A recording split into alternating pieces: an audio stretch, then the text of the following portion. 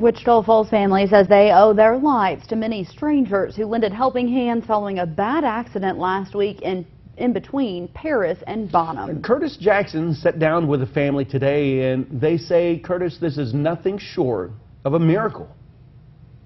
The Thomas family spends their days playing in the backyard, whether it's shooting some hoops or jumping on the trampoline. Jesse Thomas says they're just happy to be together. For us to be able to basically walk away from that crash with no major injuries again is a true miracle. Jesse and Ashley Thomas and their 4 children were on their way to Broken Bow for a family vacation when the kids were kind of on their games, and she was reading a book, and I said something like, he's going to hit us, and that's when she looked up and the kids felt me swerve. Well, we impacted on her side on his driver's side, causing the vehicle to roll several times. As we were rolling, we eventually came to a stop, and you know, I turned around and for about probably a second or two, you know, it was just dead silent. That's when Thomas says multiple people jumped into action. One of them came through, of course, glass was all broken out or whatever, and so a couple of the guys, you know, they said, are y'all okay? I said, we're okay. I said, but we've got 4 kids, we need to get them out. Thomas says even a 14-year-old girl sat with the children to keep them calm until authorities arrived.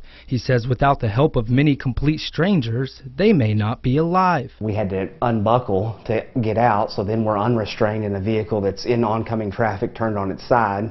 And so again, there's a risk there, and there's a risk for them. I mean, they're out there in the middle of the highway pulling people out, and you know, if another vehicle comes along and slams into our car, now they're injured, and they weren't even involved in the accident. And so again, all of that was aside. They put their personal safety aside to help complete strangers. They just played a part in keeping our family safe and keeping our family together. And even though they may never get to see those brave men and women again, the Thomases say they will never forget their kindness.